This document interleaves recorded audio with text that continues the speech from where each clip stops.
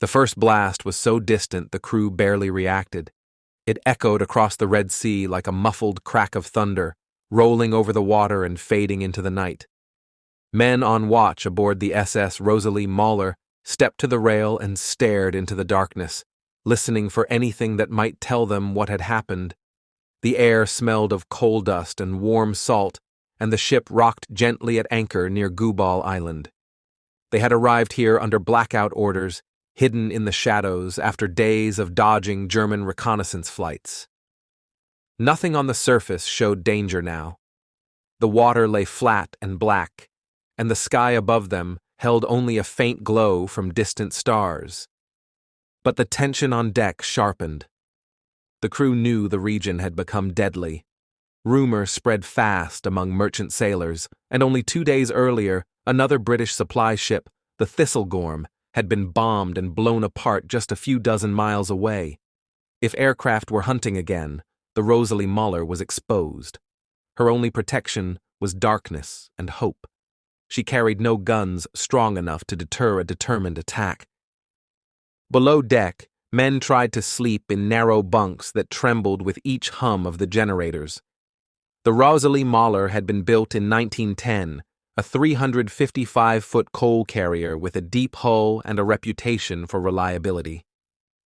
She had worked for Britain for decades, hauling fuel to whatever front needed it. The war had transformed her into a supply lifeline, carrying Welsh coal through the Mediterranean and down the Suez route to Allied ships tonight.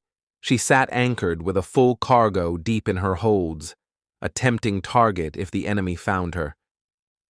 Shortly after 1 a.m. on October 8, 1941, the low thrum of engines drifted from the northeast. At first it sounded like distant wind. Then it grew sharper, heavier, unmistakable twin-engine Heinkel bombers. The watch crew shouted orders as the sound closed in. Men scrambled to stations, though they knew the drill was more ritual than defense. Without warning, the black sky erupted with the glare of aircraft flares dropping through the darkness, each one burning a harsh white that washed the deck in blinding light. The Rosalie Moller, hidden only moments before, stood exposed like a target on a firing range. The first bomb struck near the starboard side, slamming into the hull with a metallic crack that shook men off their feet.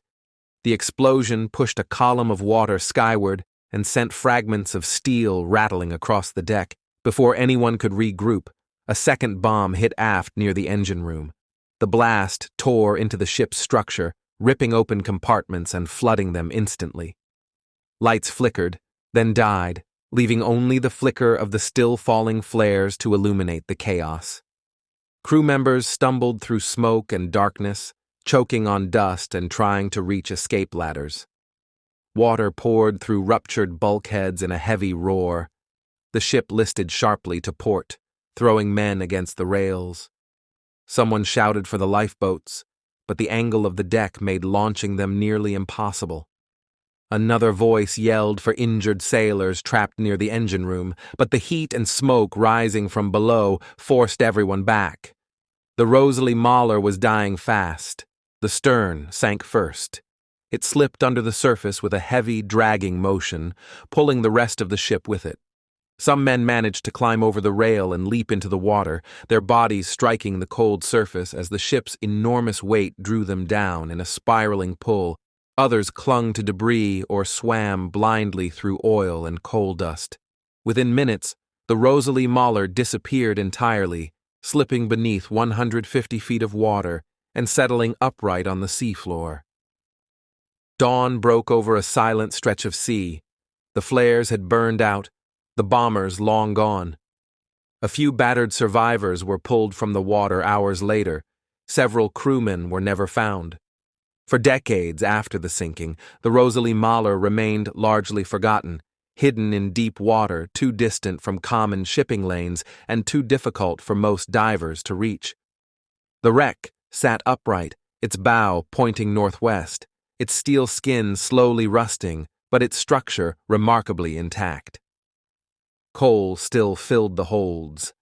The ship's masts rose like skeletal trees into the blue water, and fish swam through open hatches, where men had once worked. In the early 1990s, divers searching for undiscovered wrecks in the Red Sea rediscovered her. They found a time capsule. The wooden wheel was still mounted in the bridge. The galley contained rusted pots and plates. Railings, ladders, and cabin doorways remained in place. The deep water had protected the ship from storms and waves, preserving its appearance so completely that divers described feeling as though they had stepped back into 1941. The bomb damage was still visible, metal twisted near the stern where the second bomb had hit. Deck plates sagged inward.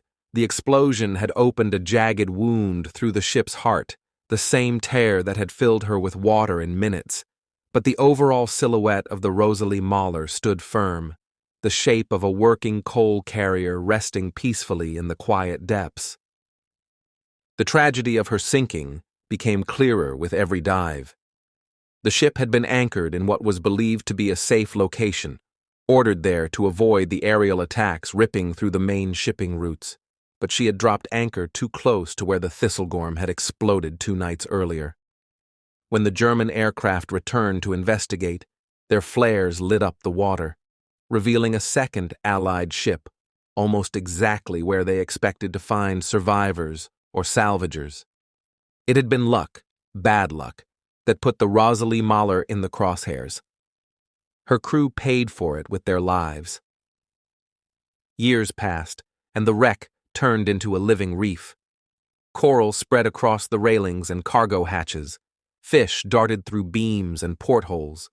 The ship rested quietly, undisturbed except for the occasional teams of divers who descended through the dim blue to explore her decks. Many described a strange stillness around her, a calm that made the wreck feel less like a ruin and more like a ship simply waiting. The Rosalie Moller never became as famous as the Thistlegorm, but some divers consider her the more haunting of the two. At her depth, sunlight fades into a cool blue haze. The outlines of masts and railings appear gradually, as though the ship is emerging from sleep. Her corridors are narrow, her holds still filled with coal, her engine room preserved in eerie detail. Nothing about her feels staged or disturbed. She sits exactly where she fell, a wartime casualty frozen in place.